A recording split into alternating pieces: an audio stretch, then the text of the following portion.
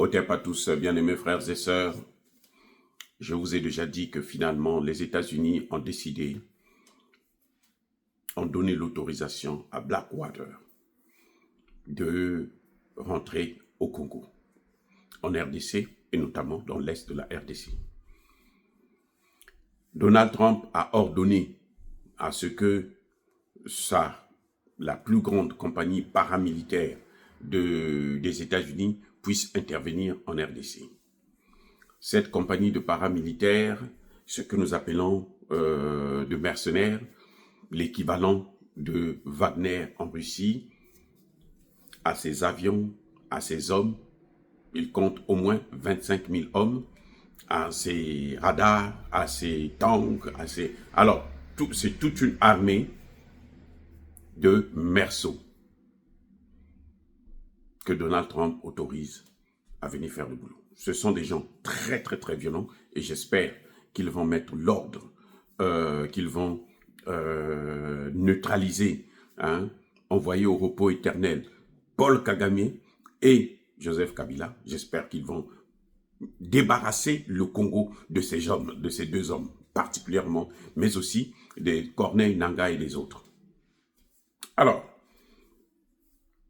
je vous ai déjà dit dès le début que c'est l'équivalent de Wagner. C'est une compagnie de mercenaires. Pourquoi les États-Unis n'envoient pas l'armée américaine? Parce que ce qui va se faire là-bas, ça va être très sale. Ça, c'est un fait. Nous pouvons être sûrs que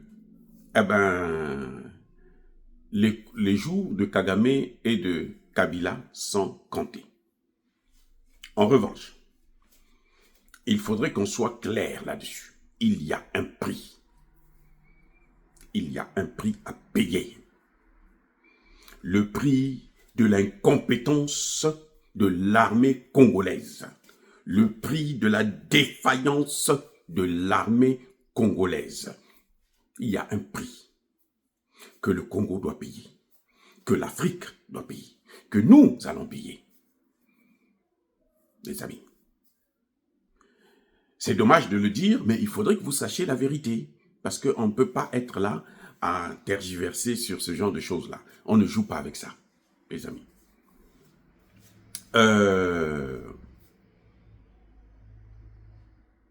Les Américains envoient ces hommes-là parce que ce n'est pas officiel, c'est officieux. Ce qui va se passer en RDC, c'est ce qu'on appelle la colonisation.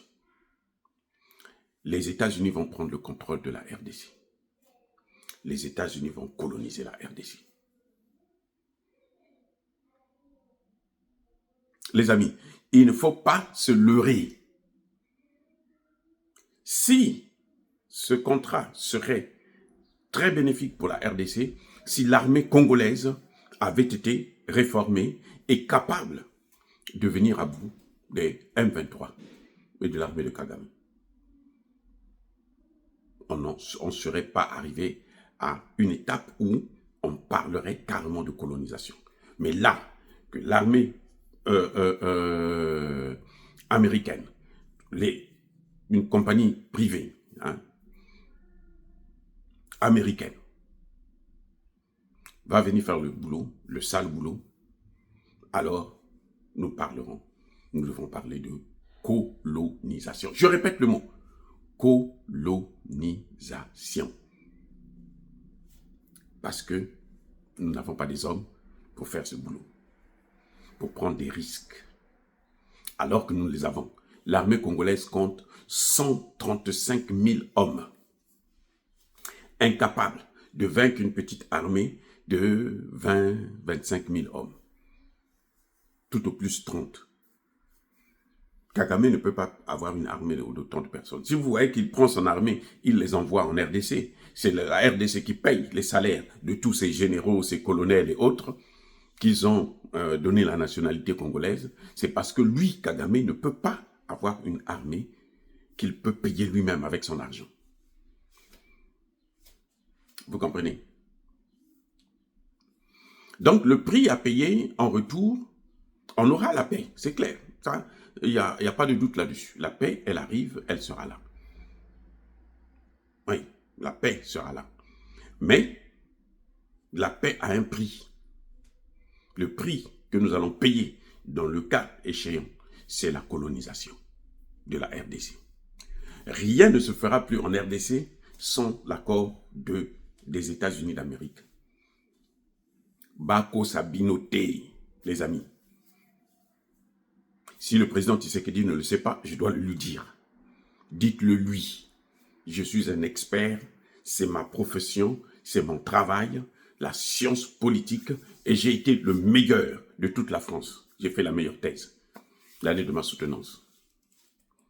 Donc je parle en connaissance de cause. Nous allons vers la colonisation de la RDC, c'est-à-dire la colonisation de l'Afrique. Parce que les Américains vont mettre de grandes bases militaires. Ils l'ont fait à Chagos. À Chagos, ce qu'ils ont fait, c'est qu'ils ont rasé toute la population. C'est-à-dire qu'il n'y a plus un habitant de Chagos, il n'y a plus de Noirs là-bas. Il n'y a qu'une grande base militaire américaine. Ils vont mettre de très grandes bases militaires qui vont contrôler non seulement le Congo, mais tout le continent africain, notamment l'Afrique centrale. S'il y a quelqu'un qui veut bouger depuis le Congo-Brazzaville, par exemple, eh ben on le neutralise. Même si c'est le président, on le fait sauter. C'est ça les conséquences, les amis. Regardez bien ça. C'est ça les conséquences de l'incurie, l'incapacité de l'armée congolaise à faire son travail. C'est ça les conséquences de la sous-région à laisser pourrir une situation qu'il pouvait bien arrêter.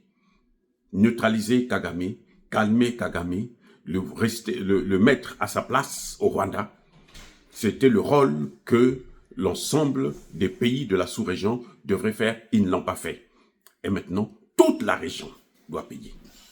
Nous allons tous payer le prix. Eh oui. À cause de nos propres bêtises. Ça, ce n'est pas quelqu'un d'autre qui va venir faire. Non, c'est nous-mêmes qui avons commis cette bêtise. Parce que si on avait fait ce qu'il fallait faire, on n'en arriverait pas là. Ne soyez donc pas surpris qu'il y ait encore une forme d'apartheid. Cette fois-ci, non pas en Afrique du Sud, mais en RDC. Ne soyez pas surpris. Parce qu'après, vous allez dire, non, nous, on ne savait pas. Non, nous savons tous. Tous les chefs d'État de la sous-région savent ce qu'ils ont fait pour qu'on en arrive là. Il n'y en a aucun qui a fait exactement son travail pour éviter cette escalade. Ça fait 30 ans que ça dure. M. Tshisekedi arrive. Lui, malheureusement, il n'a pas le courage de prendre des décisions fortes contre son armée, qui est incapable, qui est corrompue jusqu'à la moelle épinière. Eh bien, les autres vont venir le faire à leur place. Monsieur Boulos qui est venu là, Boulos là, hein, c'est un arabe. C'est pas un blanc, c'est un arabe. Et ce sont les arabes, je vous le rappelle encore, qui ont créé l'esclavage. Ce n'est pas les blancs, hein. Ce sont les arabes qui ont créé l'esclavage. Ils venaient prendre des noirs et ils amenaient vendre chez les blancs. Après, les blancs, vu que le marché était juteux, ils se sont dit, mais pourquoi on va passer par ces arabes? Ils ont écarté les arabes et ils ont continué à faire. C'est comme ça, là, la colonisation. C'est la colonisation qui a amené l'apartheid en Afrique du Sud. Ils viennent avec une armée. Cette armée qui n'est pas capable de prendre, de chasser Kagame, alors qu'elle en a les moyens. Mais elle n'a pas voulu, parce qu'elle est corrompue. Plus que corrompue. Eh bien, cette armée-là, ces généraux-là, verront même leur mine, là. Ils vont perdre ça. Les Américains vont prendre le vrai remplacement. Ne soyez pas surpris qu'on aille prendre des Juifs, qu'on aille prendre des Palestiniens, qu'on vienne les installer au Congo. Ne soyez pas surpris. C'est ça les conséquences. Moi, je vous dis, c'est ça les conséquences. La colonisation commence là. Parce que nous avons été bêtes. Enfin, vous, moi, je ne suis pas dedans. Nous, on a compris ça. Nous, on avait demandé même à Tshisekedi d'aller voir avec les Russes. Vous avez voulu ça? On a demandé à Kagame d'arrêter avec les massacres. Il a voulu ça, voilà les conséquences. Même le Rwanda sera colonisé. Donc voilà ce que nous attendons. Maintenant, est-ce que je suis en train de dire qu'il ne faut pas signer les accords avec les États-Unis? Non, ce n'est pas ce que je dis. Non, non, non. Je dis c'est bien, il faut signer les accords. Mais sachez les conséquences qui vont arriver parce que nous, on n'a pas fait notre part. On ne négocie pas en position de faiblesse. Nous sommes à genoux. Le Congo est à genoux. Ce sont les Américains qui vont nous relever. Kabila avait signé les accords avec la Chine. Il n'avait pas mis un paramètre de sécurité. Et il ne devrait pas le faire puisqu'il a signé des accords, c'est avec l'aval de Kagame. Donc Kabila ne pouvait pas faire mieux. Ce qu'il a fait là, c'était juste pour avoir l'argent qui lui permet de continuer à faire ce qu'il entend de faire. Financer sa rébellion, sa guerre. Donc c'est maintenant à Tshisekedi de prendre des mesures drastiques. Moi j'ai dit la première mesure, c'est lui enlever la nationalité congolaise. Qu'il reste rwandais et qu'il se débrouille avec ça. Lui et toute sa clique. La première mesure, ce qui s'impose, c'est ça d'abord. Quand quelqu'un prend les armes contre l'État, il faut que l'État puisse le sanctionner, le frapper fort. Tshisekedi ne peut pas le faire parce que Tshisekedi prie. Tshisekedi a la Bible. Tshisekedi attend Dieu pour le faire le boulot. Mais croyez-moi, voici les conséquences. C'est bien beau, on aura la paix. Blackwater, ils ne vont pas jouer avec les petits Rwandais là. Non, ils ne vont pas jouer avec eux. On connaît déjà ce qu'ils ont fait, comment ils opèrent. Mais en revanche, attendons-nous à une nouvelle forme de colonisation. N'oubliez pas que ce soit Donald Trump, que ce soit Elon Musk. Vous avez vu comment ils ont réagi pour le projet de terre en Afrique du Sud? Les deux n'étaient pas contents du tout que l'État puisse reprendre une partie des terres, que les Blancs n'utilisent même pas. Ils n'étaient pas contents parce que ça, c'est pour eux. Il faut garder ça. C'est un acquis. Et c'est ça qui vient arriver. Ce sont les mêmes choses qui vont venir.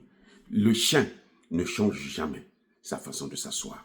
Les gars, soyez bénis, abondamment bénis par le Dieu de Kémite et par nos ancêtres évangélisés, mais que tous ceux qui persécutent le continent africain le pillent et le déstabilisent. Qu'ils soient noirs, blancs, chinois, arabes, juifs, indiens ou qui qu'ils soient punis, maudits, foudroyés, neutralisés, écrasés, effacés par le Dieu de Kémite et par nos ancêtres évangélisés. Vive l'Afrique éternelle, j'ai dit et j'assume.